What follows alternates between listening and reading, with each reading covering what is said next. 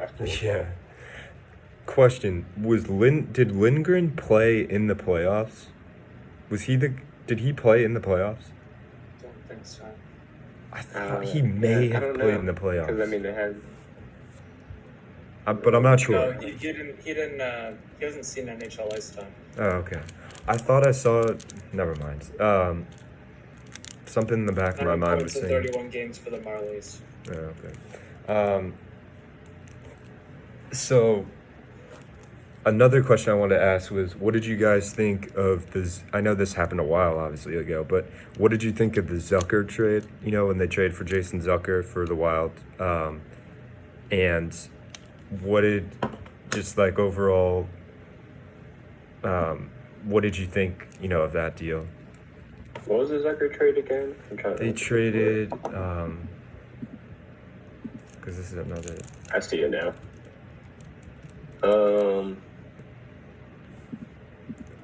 Well, I need to read these conditions. You guys can go on ahead first.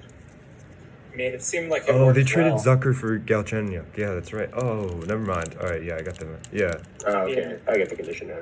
They just kept It seemed to be clicking when he arrived in Pittsburgh. He had 12 points in 15 games after that trade went through. And honestly, for a team that was trying to contend still, I think it was a good pickup for the goal that they were trying to achieve. Just didn't work out like in practice. Yeah. I'm not sure Zucker was the problem. It's just the team underperforming makes it look bad. Mm-hmm. I think if they obviously they're still trying to contend, and if you look at it just from that perspective, they're not doing an awful job. Like the moves aren't terrible if you're just worried about them getting better and trying to contend. I think the question lies is, are they still contenders and are they wasting their time? Yeah. And I think you can make an argument either way. I think more would say that their window is closing and they should be starting to think about their future. But clearly Rutherford thinks, we can still contend. We can, as long as we have Crosby, Malkin, we're still going to be in that mix. Letang.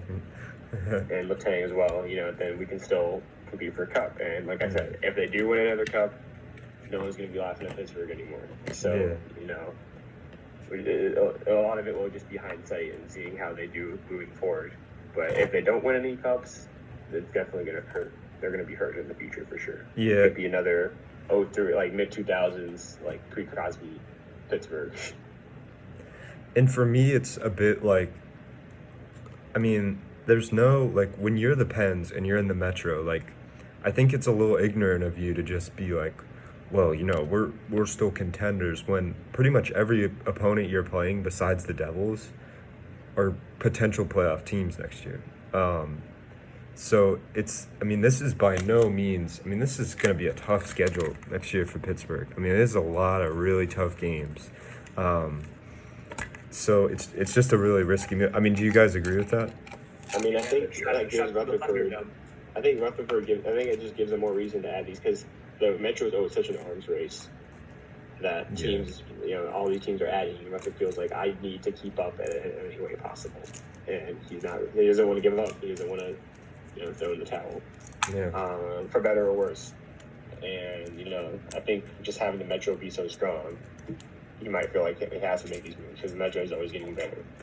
I think on the flip side, though, you could also, to counter what I said, you could say, oh, well, we have Crosby, so, you should never deprive, one of the greatest hockey players, a bad roster. You know what I mean? Well, they can't tank, right? If they were going to do anything, it'd be a retool. Because as long as you have Crosby and Malkin, you're going to be at least probably middle of the pack team. You're not going to bottom out with Crosby. At least for a couple more years, probably. They're getting up there. But, I definitely went next year. I don't see them bottoming out. Yeah. So it's just, you can go either way. You can't completely bottom out. You could argue a retool, but Rutherford's very clearly made himself clear on what direction he's going with this team, and you just have to see where it goes. And, as a Caps fan, I hope they win that cup because they're not looking too good in the future if they don't. So we'll have to just wait and see. Well, the last piece of news we have here is obviously, you know, I saw the headline. I don't know too much about this. I know Max and Malik know a lot about it. So the Coyotes lost their first round pick this year, and like a second round next year or something. What are the details? Swat. No, yeah. First round pick next year Second this year. and second round pick this year. Oh boy. Yeah. Well, that kind of stinks considering you. Big cheaters. I Yeah. forgot about this because this happened so long ago, and they're just now making a ruling on it. Yeah. They don't have a first this year, so Yeah. yeah, the first is I over. think they didn't get their first takeaway this year because, They trade the first for Hall, right? Yeah. Yeah. So I know you guys know the details about it, so you can get started. Yeah, I mean, essentially what happened, to my knowledge, is that they were testing draft-eligible players before the combine and, like, testing them privately, like, under their own circumstances, like, own terms, to get an edge on other teams before the draft, which you can't do. Yeah. I don't remember how they got caught. I don't know those details, but and they got fined as well. So I mean, it's certainly at the end of the day is not what Arizona needs. And they lost Cheka. So, Yeah, I mean, Chaika. Cheka cheated and dipped. Yeah, pretty much. He was just like peace. He just stepped There's a down. lot of uncertainty. You know, Yeah. I think this probably pressures them even more to bring Hall back Yeah. because there's no, superstar coming out of one of these drafts that's going to save you, at least not in the first round. So, Yep. Oh boy. yeah. Yeah. I guess there's not too much more to say on it. If you got something to add, I mean, it just doesn't help. It's pretty bad. Yeah. Thank God it's not one of the teams we like. Did that. Yeah. That's all I can say. I have a soft spot for them. Well, you have to Yeah. wonder how many other teams are doing this, and that is Arizona just a team that got caught? I'm sure everyone's trying to find an edge. So Getting testing players like before the combine, how does that give your team an advantage? Get a better scouting report on these players just yeah, ahead of and it. you can bring in players that maybe are under the radar, will eventually go under the radar in the combine and whatnot, but you'll have information that other people don't potentially. So yeah, it just gives you an edge in scouting and evaluating players, especially if you're shooting for guys. Obviously everyone knows more or less what they're getting, like first, second round. They have the reports on all those guys. I think it would really help them in like mid to late rounds on guys that people don't know as much about, but you have your reports on these guys, and you might be able to get some steals. Which means you can still get those guys, but you can't get those high value prospects that you were going to get in addition to that. Or you can just draft steals, but you can predict where that guy's going to go, and then either wait another round or trade down accordingly if you have a better idea of where you think they're going to fall and what their value is. Yeah. Yep. So that's Can't do it. Definitely cheating. so that's where you guys were exam weekend, man. Jeez. Cheaters. Exactly. I was talking with Arizona. Damn cheaters. Exactly. Malik playing on the blue line for Kemper.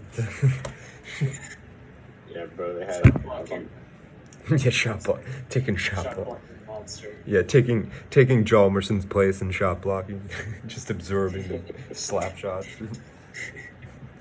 Bullet time, just diving in front of us. Yeah, just throwing your body out there. But anyways, I think that wraps it up. I know we'll be back, when these other series are over. But thanks for coming on, boys. Always a pleasure. And I guess we'll see you soon, of course. Yeah. Thanks I figure for off-season news during the season. It's pretty fun. yeah. I mean, I told Max we are doing a free agent special. Like this will be happening. It's gonna be an interesting free agency for sure. Yeah. Say that every year, and then nothing happens. Yeah. Well, it's going to be interesting in that I think nothing will happen because no one has money. Yep. Flat cap sucks. Or maybe people will be moving around, or because I of think there could be a lot of trades, but they're all going to be money moves. You're not going to see a lot of hockey trades. I think that's for sure. Mhm. yeah. Yeah, It's more the bigger deal for this upcoming summer is less I think it might be less like players moving around between teams and more just how teams are going to manage to keep what they have or what wizardry they're going to use to. Cap space is going to be a weapon. Yeah, teams are going to weaponize their cap space for sure. Which is what's going to be most interesting for sure. And that's what we did this year. I think seeing last year when you had $100 million dollars of people under cap space because of LTIR or something going into playoffs. I mean, you think of anyone who had cap space is Carolina last year. Yeah, I mean, you think of Toronto giving up first to get rid of a contract. Yeah, I wouldn't surprise me to see more of that. Really? This offseason. Yeah, because teams are going to be so cap-strapped, and other teams are going to know that, and they're like, hey, we know you want to get rid of this cap. You're going to have to sweeten it a bit more. So, we have this cap space, and we're going to make use of it. So you could see a few more deals like that, I think. Yeah, Florida's going to be getting calls, huh? Yeah. Well, but their management, their owner's going to be like, no, fuck you. Yeah, as long as there's going to have to be contracts where they're down $220 million because they cut $10 million from their budget and they have to pay Bobrovsky.